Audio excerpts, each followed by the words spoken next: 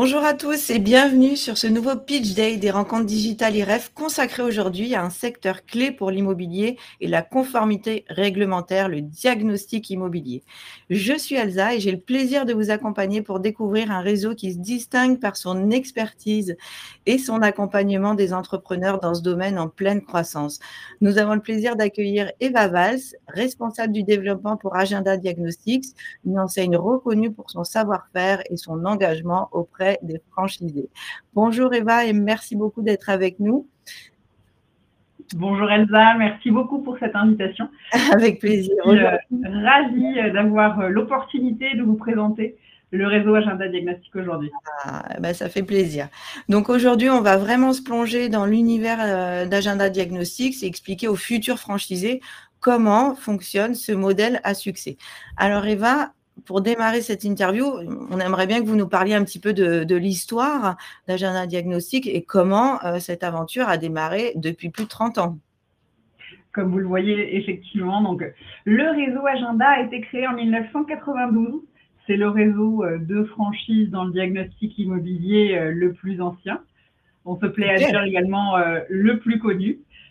Nous sommes aujourd'hui un réseau qui a plutôt 156 franchisés qui sont répartis donc en métropole et puis dans les DOM. On dit qu'il y a environ 450 personnes qui travaillent sous l'enseigne Agenda Diagnostic. Ah oui. On a beaucoup de chance. Vous savez qu'en 2024, le marché de la transaction immobilière a été quelque peu chahuté. Eh bien, malgré cela, nous sommes très fiers de pouvoir dire et affirmer que notre réseau a été en progression relativement contenue, de 5%, mais progression quand même. Et puis les circonstances, c'est plutôt valorisant pour le réseau. Un chiffre important chez nous, chiffre moyen d'un cabinet, donc d'un franchisé, sous l'enseigne Agenda, on parle de 270 000 euros. J'aurai peut-être l'occasion tout à l'heure de vous détailler tout ça. Et puis le dernier chiffre, moi j'en suis particulièrement fière, c'est le taux de renouvellement des contrats. Le contrat de franchise chez nous est de 5 ans. On est fiers de pouvoir compter sur un taux de renouvellement de plus de 95%. Ce qui fait qu'en règle générale, quand les franchisés font le choix de nous rejoindre, eh bien, on reste ensemble en moyenne 15 ans. Et c'est une grande fierté pour nous. Ah bah oui, je comprends, c'est une belle preuve de fidélité et de satisfaction du coup de la part des franchisés. Ouais, carrément. Tout à fait. Alors, donc aujourd'hui, vous avez dit qu'il y avait 156 cabinets. Quels sont vos objectifs de développement à terme ? Alors, nous sommes un réseau mature. Il est vrai que nous avons assez peu de secteurs qui sont disponibles, on en a quand même, mais surtout, vous avez bien compris, réseau de plus de 30 ans, nous avons des franchisés qui de temps en temps vieillissent un peu. On aimerait on aimerait les garder jeunes tout le temps, mais qui certaines fois, bien sûr, émettent le souhait de partir à la retraite. Et dans ce contexte-là, il est vrai que par an, nous avons le plaisir d'avoir en moyenne entre 10 et 15 nouveaux franchisés. Ok. Et donc, il y a aussi des opportunités de reprise, si j'ai bien compris. Pardonnez-moi, c'était peu clair, mais oui, tout à fait. Nous avons aussi bien des opportunités de reprise de cabinets existants que des créations de nouveaux cabinets sur des secteurs qui sont encore vierges. Ah oui, donc ces 15 nouveaux franchisés, c'était réparti entre les reprises et les... Okay. Exactement, tout à fait, précisément. Ça dépend des années où on a plus de reprises ou plus de créations.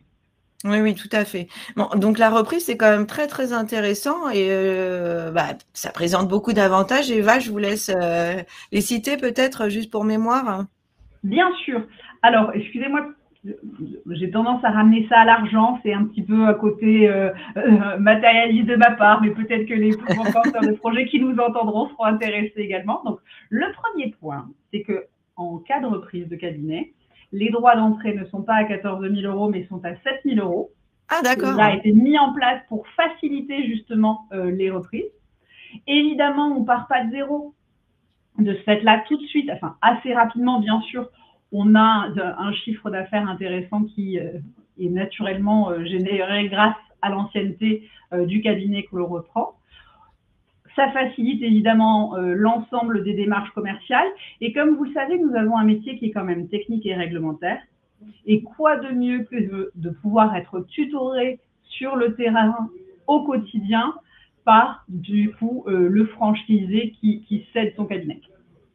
Oui, oui, ça c'est clair et puis en plus, sans parler des équipes qui sont déjà en place. Si c'est un cabinet qui a des salariés, bah, le nouveau franchisé va travailler avec des personnes qui connaissent déjà le territoire, qui connaissent déjà leur métier, qui connaissent déjà le fonctionnement, d'Agenda Diagnostics, donc c'est génial. Il n'y a plus qu'à mettre les clés dans la voiture et démarrer. C'est ça. Donc ça, voilà, ça, il faut vraiment l'avoir dans l'idée, enfin en mémoire, que soit ça peut être une nouvelle création, soit une reprise et que les deux présentent des avantages certains. Bien sûr. Bien sûr, bien sûr. Est-ce que vous privilégiez donc des secteurs géographiques? Alors je m'explique. Est-ce que déjà on a besoin d'un local? Et si oui, où est-ce qu'il doit être implanté? Est-ce qu'on est plutôt dans des centres-villes, des zones périurbaines, des zones rurales? Comment ça se passe? C'est une super question. Effectivement, chaque franchisé du réseau Agenda bénéficie en premier lieu d'une exclusivité territoriale. Après, nous sommes un métier de service. En revanche, on achète rarement un diagnostic comme on va acheter un jean. De ce fait-là, on n'a absolument pas besoin d'une vitrine dans notre métier. Ce qui est important, par contre, bien sûr, quand on a des salariés, c'est de pouvoir avoir un cabinet, des locaux où accueillir son équipe, ça c'est évident. Oui. Mais au moment du démarrage, quand on est en création, on peut parfaitement lancer l'activité depuis son domicile. Et ça permet également une réduction des coûts de lancement. Bien sûr, bien sûr. Et d'ailleurs, oui, pardon. Pardonnez-moi. C'était simplement pour vous répondre sur la notion de zone. Donc, on a une exclusivité territoriale. 2, on va pouvoir lancer le cabinet depuis chez soi, donc en télétravail, c'est quand même un terme qui est encore un peu à la mode. Et puis, quand on va avoir une équipe, oui, on va prendre des locaux, mais pas forcément une vitrine. Donc, ça veut dire potentiellement, oui, en zone périurbaine. L'idée, c'est évidemment de faciliter la vie de ses salariés en ayant un parking à proximité, bien sûr. Ok. Et les zones attribuées, elles sont définies comment? Alors, au minimum, il s'agit de zones de chalandise de 200 000 habitants. Ok. Cela permet de pouvoir justement avoir un potentiel suffisant pour développer une équipe qui peut aller jusqu'à 5 personnes. Ok, très bien. Eva, on n'a pas parlé encore des valeurs et de l'ADN d'Agenda Diagnostics. Est-ce que vous pouvez nous en dire quelques mots? Quelles sont justement ces valeurs que vous souhaitez véhiculer au travers de l'enseigne? Alors, chez Agenda, évidemment, les valeurs humaines nous tiennent énormément à cœur. On est très, très fiers de pouvoir dire que, par exemple, en région parisienne, on a accueilli en 2024 la 3e génération de franchisés sur un secteur. Et ça, pour nous, c'est extrêmement précieux. Ça montre notre attachement à la marque, évidemment, mais également l'attachement de nos franchisés. Au-delà de ça, je vais vous raconter peut-être une petite anecdote. Il n'y a pas très longtemps, dans le sud de la France, un de nos franchisés a eu un petit accident de scooter. Eh bien, évidemment, tous les franchisés de la région se sont mis à assurer pour lui ses missions. Pour qu'il n'ait pas à devoir fermer le cabinet et avoir quand même des revenus. Donc, chez nous, il est évident que l'humain est au centre de nos préoccupations, la solidarité est au centre de nos préoccupations, et c'est pour ça qu'on connaît extrêmement bien l'ensemble de nos franchisés, et voilà nos valeurs. Ok, donc maintenant, on va parler un petit peu justement du type de candidat que vous recherchez pour intégrer l'enseigne. Il faut avoir certaines qualités, j'imagine, en plus de celles que vous venez qualité et valeur en plus de celles que vous venez d'évoquer. Qu'est-ce que vous recherchez comme type de candidat et quelle personne va s'épanouir pleinement au sein d'Agenda Diagnostics? Alors, la première chose, évidemment, je pense que vous me voyez venir, c'est qu'il n'existe pas de profil type. En revanche, par contre, là où je vous rejoins, c'est que dans un métier de curiosité tel que le nôtre, qui est le diagnostic immobilier, la première qualité, c'est vraiment cette curiosité. Ok. Il faut pouvoir prendre plaisir également à aller vers l'autre. Pourquoi? Parce que le diagnostiqueur, au-delà d'être un excellent technicien, doit être un commerçant implanté au cœur, bien sûr, de son secteur. Et de là, prendre plaisir à aller rencontrer des nouvelles personnes. Quand on a ces deux qualités-là, on est quasiment sûr de réussir. Ok. Et après, quel va être son métier? Comment ça va se passer au quotidien? Alors, ce qui est génial dans le métier du diagnostic immobilier, c'est que finalement, on n'a pas d'horaire. On est complètement autonome et libre de son organisation. Au moment du démarrage, on va conseiller bien sûr aux porteurs de projet de diviser son temps de travail en 3 parties quasiment équivalentes. Entre le terrain, il va bien falloir aller bien sûr faire des missions, investiguer les biens immobiliers, et également bien sûr le développement commercial du cabinet, et la 3e partie, c'est la gestion administrative de l'entreprise. OK. Et comment enfin, donc il va organiser sa journée comme ça en 3 parties. Et ensuite, est-ce que vous pouvez nous donner un petit peu plus de détails sur son métier en lui-même? Ah bah, avec grand plaisir. Moi, j'ai toujours peur de barber avec des détails techniques, mais avec grand plaisir, si vous m'en donnez l'opportunité. Donc, l'idée dans notre métier, c'est qu'on va pouvoir bénéficier évidemment de plusieurs marchés. Donc, le marché le plus connu, on en a parlé en introduction, c'est la transaction des biens d'habitation. Il y a également la location des biens à usage d'habitation. Mais il y a d'autres marchés qu'on connaît un peu moins, qui sont le marché de la copropriété, le marché évidemment de l'amiante, le marché du tertiaire. Et donc, rattaché à chacun de ces marchés et de ces domaines d'intervention, il y a des typologies de clientèle qui sont spécifiques évidemment. Et tout l'intérêt vraiment du quotidien du diagnostiqueur immobilier, c'est d'interagir avec l'ensemble de ces professionnels pour aller au-devant de leurs besoins et leur simplifier la vie, bien sûr, vis-à-vis des diagnostics immobiliers. On est des simplificateurs. Oui, donc en fait, il faut quand même avoir comme vous le disiez tout à l'heure, une certaine appétence, c'est sûr pour les contacts humains, mais aussi il faut être bien implanté dans son tissu économique local pour connaître aussi bien, j'imagine, des agents immobiliers pour pouvoir développer son activité, que des particuliers, que des professionnels. Merci beaucoup, vous me devancez. Alors oui, à terme, c'est évident. En revanche, au moment du démarrage, surtout, je voudrais que les porteurs de projet n'aient pas d'inquiétude.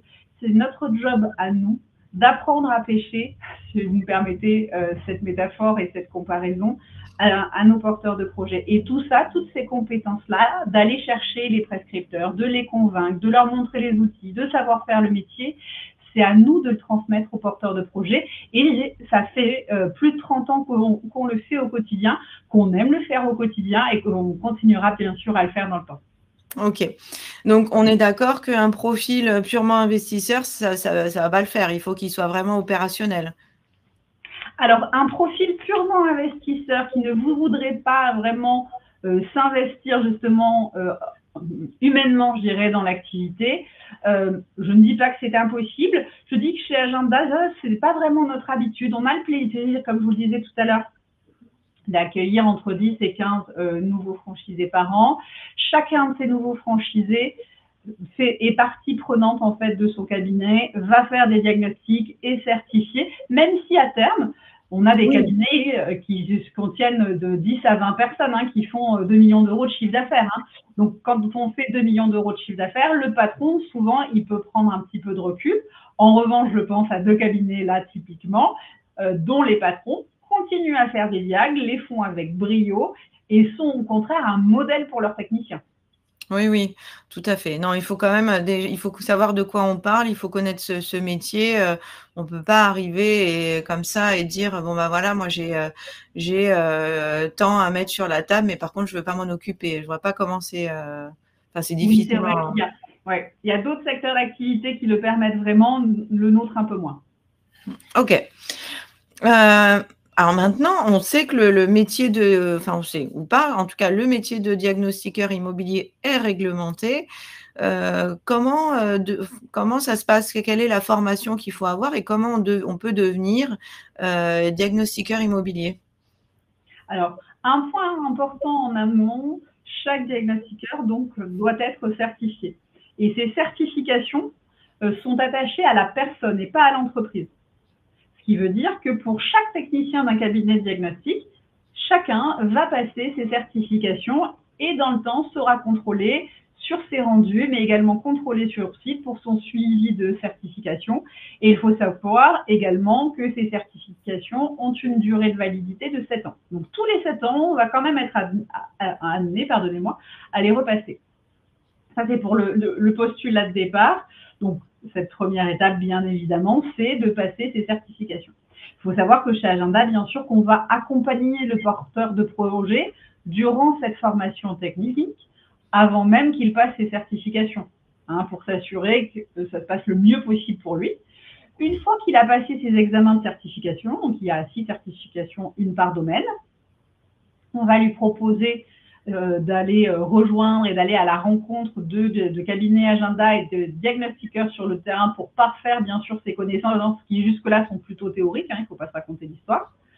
Et à l'issue de ces stages-là, on va l'inviter, ce que nous on appelle en formation d'intégration. Elle se déroule au siège. Pour la petite histoire, notre siège est à Aix-en-Provence, ce qui n'est pas particulièrement moche pour cette partie-là. Nos porteurs de projet, en règle générale, sont assez contents de venir nous rencontrer dans le sud de la France. À ce moment-là, la formation d'intégration, c'est au moins une semaine au siège, qui est suivi également d'un accompagnement terrain. Et ça, c'est précieux parce que du coup, chaque porteur de projet est accompagné par 2 de nos consultants. Le consultant technique pour aller vraiment faire des diagnostics en one-to-one jusqu'à temps que tout soit maîtrisé, que ce soit l'utilisation des outils, la partie réglementaire, la génération des rapports. Ça, il a le consultant que pour lui. Une fois que ça s'est fait, nous avons également notre animateur réseau qui accompagne également bien sûr la personne pendant également 3 jours. Et là, l'objectif, c'est d'aller à la rencontre des prescripteurs et de se routiner au niveau des argumentaires, de la présentation des outils marketing et puis bien sûr d'apprendre à convaincre. Hein. Eh oui. Petite précision, Eva, pourquoi tous les 7 ans? Parce que la loi évolue tout le temps, je crois que c'est ça. C'est pour ça qu'il faut se reformer, en tout cas se tenir tout le temps au courant. Alors non, en fait, le législateur est parti du principe qu'il fallait tous les 7 ans repasser les examens pour être sûr qu'on est compétent, qu'on a la compétence. Okay. Il faut bien imaginer que durant, par contre, ces 7 ans, là oui, je vous le confirme, chaque technicien subit des contrôles de rapport. On n'est plus contrôlé que des chirurgiens, il faut le savoir. Okay. D'où l'importance, en conclusion, d'être accompagné par un réseau de franchise parce que c'est extrêmement anxiogène, on ne va pas se raconter l'histoire hein, pour les personnes qui seront sur le terrain au quotidien parce que finalement, ces certifications, c'est un permis de travailler. Et donc, chez Agenda, on leur enlève ce stress parce qu'on va travailler pour eux et avec eux et à leur côté. Si jamais il y a un souci avec le certificateur du technicien, eh bien, on intervient, on l'accompagne, on répond à ses questions, on optimise la situation avec lui et pour lui. Ok. Oui, donc vous facilitez en fait cette étape-là. Et ça doit être quand même un gros poids en moins, j'imagine, pour les diagnostics. Exactement, bien sûr. Ok. Combien ça coûte de rejoindre déjà cette formation et puis de rejoindre l'enseigne? Alors, l'investissement global est de 50 000 €. Et je vous propose de vous le détailler très simplement. Oui. La première partie, on vient d'en parler, c'est la formation. La formation, aujourd'hui, pour pouvoir passer l'ensemble des certifications et des formations annexes qui sont nécessaires quand on est patron d'un cabinet de diagnostic immobilier, il faut compter environ 11 000 €. Ces 11 000 € peuvent être financés par le CPF et par France Travail, il faut le savoir également. Des fois, la région, la CCI peuvent abonder également sur cette partie-là, c'est important hein, d'aller les solliciter. Mais tout ça, bien sûr, moi, je le réexplique hein, aux candidats. Deuxième point important, c'est le matériel. Vous avez compris qu'on a un métier technique, donc il faut être équipé de logiciels, équipé d'une tablette numérique et de l'ensemble des petits matériels. Pour ça, il faut compter environ 15 000 €. Okay. On vient rajouter donc les droits d'entrée qui sont, vous l'avez entendu tout à l'heure, à 14 000 € en cas de création et à 7 000 € en cas de reprise. Je serais ravie bien sûr de détailler ce que contiennent les droits d'entrée à un autre moment parce que sinon je pense qu'on va perdre nos spectateurs. Il faut rajouter une petite trésorerie à hauteur de 10 000 € et nous arrivons à un investissement de 50 000 €. Là, on peut s'inquiéter, mais non, il ne faut pas, car l'apport nécessaire pour faire financer ce projet n'est que de 10 à 15 000 €. Ok, très clair. Oui, en fait, ce qu'il faut comprendre dans la création d'une franchise, c'est qu'en fait, il faut regarder, parce que souvent, on nous demande, mais à quoi ça correspond les 14 000 euros, enfin, ou les 15 000 euros d'apport personnel? Qu'est-ce que je vais avoir dedans? Mais en fait, c'est pas comme ça qu'il faut raisonner, c'est plutôt un investissement global. Qu'est-ce que va comprendre l'investissement global? Et ensuite, comment je vais l'avoir? Et pour obtenir la totalité de l'investissement global, bah, j'ai besoin d'un apport personnel qui correspond en général entre 20 à 30% de l'investissement global, c'est ça? Oui, tout à fait. Il faut savoir que dans le diagnostic immobilier, on est quand même un petit peu un métier en tension où il manque de 1000 techniciens. De ce Oui. fait-là, les banques, clairement, nous font des facilités sur les obtentions de prêts. On a beaucoup de chance, hein. Moi, ça fait 11 ans que j'accompagne des porteurs de projets. Et je n'ai quasiment jamais eu de difficulté à les faire financer, c'est le premier point. Effectivement, ces 15 000 euros, c'est une somme conséquente. Il faut se rappeler dans la temporalité, vous avez vu tout à l'heure, la première étape, c'est la formation. Très souvent, finalement, en fait, cet apport, il va servir à financer la Exactement. formation. Et ensuite, simplement, il faut présenter le justificatif au banquier qui, lui, va dire ce montant que vous avez mobilisé pour la formation va faire office d'apport pour le reste du prêt bancaire. Exactement, exactement. Ok, merci Eva pour ces précisions. Maintenant, comment ça se passe au niveau de l'accompagnement? Quelles vont être les différentes étapes justement de cet accompagnement? Vous en avez un peu parlé, mais est-ce qu'on peut les détailler un petit peu plus? Bien sûr, avec plaisir. Donc, la première étape, c'est qu'on passe entre 1 et 2 heures avec chaque personne, bien sûr, qui est intéressée par notre franchise. Cette heure-là, cette présentation-là, elle sert à se présenter réciproquement nos parcours, nos attentes, ce qu'on a à présenter, bien sûr, et à proposer de façon extrêmement concrète aux candidats à la franchise. Ensuite, ensemble, bien sûr, on va analyser sa candidature. Moi, je vais lui proposer assez rapidement, bien sûr, de lui transmettre des éléments beaucoup plus concrets, tels que le dossier d'information précontractuelle, des comptes d'exploitation type, d'aller rencontrer également des franchisés à Calendar. On est totalement transparent sur ces étapes-là parce que pour nous, il est extrêmement important que chaque porteur de projet puisse avoir des éléments, des échanges avec des franchisés qui sont en place, des franchisés récents, des franchisés moyennement récents, des beaucoup plus anciens. Et comme ça, ça lui permet de se faire une bonne, je dirais, idée d'ensemble de tous les franchisés, de l'activité, du réseau, du franchiseur, avoir des feedbacks.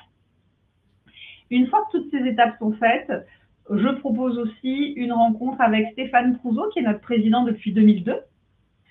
C'est un échange complètement informel, mais qui est extrêmement important aussi, parce que c'est important que ça matche, je dirais, entre le futur franchisé et Stéphane, qui est président du réseau.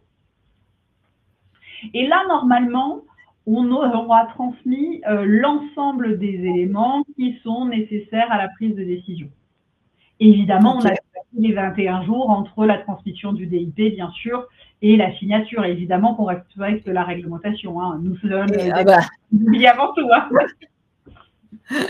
Et si tous les voyants sont ouverts, c'est à ce moment-là qu'on va pouvoir donc réserver le secteur choisi. Et c'est à partir de cette étape qui est hyper importante que la personne a accès à l'ensemble de l'équipe agenda. On parlait tout à l'heure de l'accompagnement durant la formation. Et là, ce n'est pas de la flûte, parce que véritablement, les personnes ont accès à l'ensemble du staff. Et donc, dès qu'il y a des questions, des inquiétudes, des doutes, ils peuvent appeler évidemment moi, hein, je suis le point d'entrée en premier lieu, mais également l'ensemble de l'équipe. Et ça, je trouve que c'est particulièrement rassurant. Oui, tout à fait. On part en formation, vous l'avez vu, c'est le petit point numéro 4. Ensuite, on a vu la formation d'intégration, puis les stages. Ça, en fait, en fonction de la personne, de son planning et de ses besoins, on va adapter les dates. On personnalise à chaque fois tous les rétro-plannings. OK. Et au moment de l'ouverture, on en a parlé tout à l'heure, on va lancer bien sûr les campagnes de communication. C'est nous qui fournissons les bases de données pour les premières campagnes de communication. On parlait tout à l'heure de ce qui est compris dans les droits d'entrée. Il y a ces campagnes de communication, il y a ce que nous, on appelle le kit de démarrage avec l'ensemble des cartes de visite, des outils marketing, tout ça personnalisé aux coordonnées du cabinet, bien sûr. Donc, tout ça est fait au moment du lancement. Ensuite, les consultants vont, bien sûr, avec le nouveau franchisé sur le secteur, au plus près de l'activité. Et puis, à partir de là, le franchisé bénéficie de l'ensemble des services au quotidien. Ok, très bien. Donc, en tout, on est sur une période de combien de temps? Alors, encore une fois, c'est une période qui est adaptable. Je dirais que la partie qui est incompressible, c'est la formation initiale qui va durer entre 6 et 8 semaines. Mais comme vous le voyez à l'écran, on va parler de 4 à 6 mois. Ok, ah d'accord, ça 4 à 6 mois, c'est la totalité de Oui, la mise en place du tout à truc. fait. Ok. Ok, très bien. Maintenant, Eva, donc pour résumer, en gros, Agenda Diagnostics, c'est quoi? Même si on commence à bien le comprendre maintenant. Bien sûr. Nous sommes donc aujourd'hui un réseau de franchises dans le diagnostic immobilier. Je ne vous redétaillerai pas l'ensemble des domaines d'intervention, mais ce qui est important de savoir, c'est que on n'est pas figé dans un métier. Au contraire, notre objectif, c'est que chaque franchisé puisse diversifier au mieux son activité pour pouvoir développer sereinement son entreprise. Ok, donc oui, il y a plusieurs services qu'il peut proposer, c'est ça, si j'ai bien compris? Bien sûr, je serais ravie évidemment de détailler l'ensemble des services spécifiques Agenda qui font qu'au moment du lancement du cabinet, quand on sera bien sûr à vos côtés et qu'on va aller voir les prescripteurs, on a des outils pour les convaincre de travailler avec nous, des outils concrets, vous ne serez pas déçus. Ok. Bon, bah écoutez, Eva, merci beaucoup. Je vous laisse conclure. Je vous laisse le mot de la fin si vous le souhaitez. Eh bien, avec grand plaisir. Donc, tous ceux qui sont intéressés, bien sûr, que ce soit par le métier du diagnostic immobilier, par notre franchise, n'hésitez pas à nous contacter, je serai ravie de vous en dire plus. Eva, merci beaucoup pour toutes ces informations sur l'enseigne Agenda Diagnostics. Nous espérons que cette immersion vous a permis de mieux comprendre le fonctionnement de ce modèle et les opportunités qu'il offre aux futurs franchisés. Si vous avez des questions ou souhaitez en savoir plus, n'hésitez pas à vous rendre sur le stand d'Agenda Diagnostics ou à contacter directement Eva et son équipe, comme elle vous l'a si gentiment proposé. Merci à tous pour votre attention et à très bientôt pour un nouveau Pitch Day des rencontres digitales IREF. Bonne journée et merci Eva. Au revoir, à bientôt.